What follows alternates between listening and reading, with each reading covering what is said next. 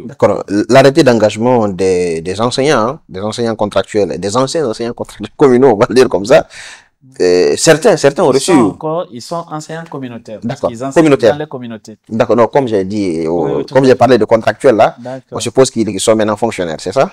Oui, ils Leur sont arrêté, fonctionnaires. on apprend que c'est disponible ou pas? L'arrêté est disponible, je crois ils l'ont tous. Hein. D'accord, d'accord. Alors, Monsieur le ministre, vous avez annoncé récemment que ces admis au concours de recrutement à la fonction publique devraient passer un service militaire minimum. Quel est cet objectif qui est derrière cette initiative? L'on se rappelle, du premier régime, les fonctionnaires, hein, ils effectuaient évidemment des formations similaires. Est-ce que c'est ce retour? Est-ce que nous faisons face à ce retour? Écoutez, on n'est pas du tout allé dans une considération de premier régime ou de copier le modèle de premier régime. On est allé sur la base d'un constat. Le constat aujourd'hui, il y a un déficit de valeurs civiques chez le fonctionnaire guinéen. Et il faut corriger ce déficit. Ce déficit, ce n'est pas par la gestion quotidienne dans l'administration qu'on peut le corriger. Les mécanismes qu'on met en place, tant qu'on ne cultive pas ces valeurs à l'entrée, vous allez élaborer des textes sur l'éthique, l'intégrité dans la fonction publique, ça ne marchera pas. Vous allez prendre des lois de lutte contre la corruption. Vous allez initier des lois contraignant le fonctionnaire à éviter telle pratique, tel comportement. Ça ne marchera pas. La question, par exemple, de l'absentéisme dont on évoquait tout à l'heure, c'est une question de responsabilité. C'est une question surtout de responsabilité civile et citoyenne. Donc aujourd'hui, ce que nous voulons, c'est que le fonctionnaire qui s'engage à servir l'État épouse les valeurs citoyennes positives, les valeurs civiques, que les gens comprennent que la différence entre le privé, qui a une vocation de profit, et le public, qui a une vocation d'intérêt général. On ne vient pas dans l'administration publique ou à la fonction publique pour chercher de l'argent. On vient à la fonction publique pour servir la nation, pour apporter, produire un service public et le fournir aux citoyens en les traitant avec des intérêts, en les traitant en toute égalité et en toute équité. Je crois que ces valeurs sont aujourd'hui devenues des valeurs fondamentales pour toute organisation qui veut se développer. Et nous voulons que notre administration soit une administration performante. Donc, au-delà des aspects techniques, nous voulons que ce programme d'induction puisse permettre de doter à ces nouveaux fonctionnaires les valeurs nécessaires pour améliorer leur productivité au sein de l'administration publique. Mais au-delà de ça, l'induction ne se limitera pas que à l'enseignement des valeurs civiques. L'induction va permettre aussi de donner quelques compétences techniques, la connaissance de l'administration publique. Vous savez, ce n'est pas parce qu'on est sorti avec un master ou un doctorat d'une école de formation universitaire qu'on est un bon agent public. Non, l'administration, c'est tout autre chose. L'administration, c'est un autre domaine de vie professionnelle. Donc, quel que soit le diplôme, il faut qu'on outille ces nouveaux agents sur les connaissances de base de l'administration publique. Nous avons des textes qui structurent, qui organisent et qui définissent le mode de fonctionnement de notre administration publique. Il faut que ces nouveaux fonctionnaires étudient ce mécanisme d'organisation et de fonctionnement de l'administration publique. Mais au-delà de ça, on vient dans l'administration publique maintenant pour produire des biens et services qui seront des biens et services principalement non marchands.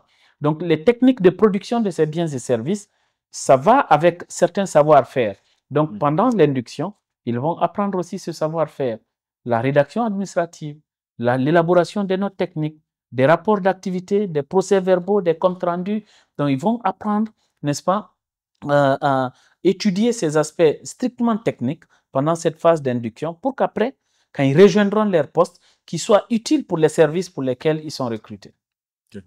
Alors, l'autre question, monsieur le ministre du Travail et de la fonction publique, on sait que beaucoup de fonctionnaires aimeraient rester à Conakry, car souvent, à l'intérieur du pays, il y a un manque criard, notamment d'enseignants, de médecins, etc., etc. Vous ne dites pas de négociation?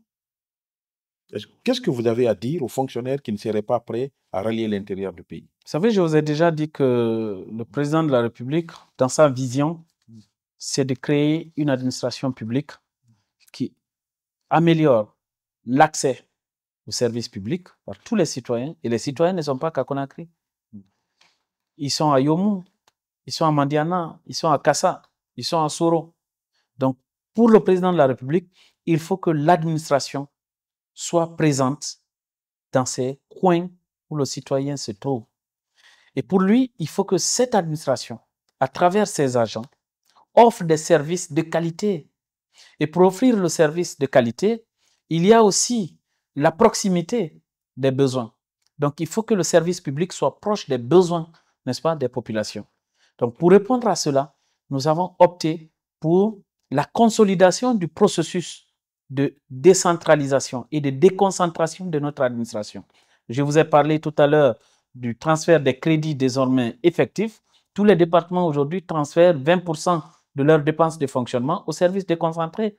Mais si vous transférez des crédits au service déconcentré sans agents pour faire le travail dans ces services, on transfère l'argent alors pourquoi et à qui? Donc, il faut des agents dans ces services déconcentrés. C'est pour cela que nous opérons le choix que désormais les recrutements se fassent sur la base des besoins. Et les besoins tels qu'exprimés, 80% sont exprimés pour servir les administrations déconcentrées. C'est pour cela que nous faisons ce choix de muter ceux qui sont recrutés dans les services déconcentrés. Et nous serons d'ailleurs très stricts sur les mécanismes, n'est-ce pas, de mobilité des agents. Nous sommes respectueux du principe de mobilité interne comme externe des agents, mais nous serons aussi stricts sur l'encadrement de cette mobilité. C'est-à-dire que nous n'allons plus accepter des mutations fantaisistes de l'intérieur vers Conakry, mais plutôt nous allons prioriser le redéploiement vers les services déconcentrés. Donc, pas de négociation possible. Hein. Non, Certains fonctionnaires il n'y aura pas de négociation possible. Nous respecterons tous les droits requis en la matière. Par exemple, le droit qu'un conjoint rejoigne sa conjointe, n'est-ce pas, en fonction de cette nécessité consacrée aussi par des dispositions qui encadrent le fonctionnement de l'administration publique. Nous ne pouvons pas nous opposer à cela. Mais il y a aussi une durée minimum de service pour que vous puissiez avoir accès à ça. C'est pour vous dire que d'un côté, la rigueur va parler et de l'autre côté, le respect du cadre juridique et réglementaire en vigueur va aussi parler. Et qu'en est-il du sort des candidats non admis lors du concours de recrutement des enseignants et contractuels et communaux? Qu'en est-il également du sort, de leur sort, monsieur le ministre? En tant que ministre de la fonction publique, pour moi, quand un concours est ouvert, on recrute. Mon travail, c'est de m'occuper de ceux qui sont admis. Ceux qui ne sont pas admis, c'est des Guinéens, c'est des citoyens. L'État ne les abandonnera pas. Mais pour l'instant, je ne peux pas vous donner une réponse précise pour dire voici ce que l'État envisage pour eux.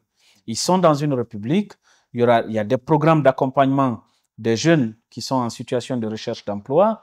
Il y a encore certaines collectivités qui expriment des besoins pour avoir des enseignants qui enseignent volontairement ou qui sont accompagnés par d'autres programmes. C'est des exemples que je vous cite. Mais ce qui relève de ma responsabilité, c'est d'organiser le concours, retenir ceux qui méritent à l'issue du concours et m'occuper de leur engagement et du suivi de leur carrière.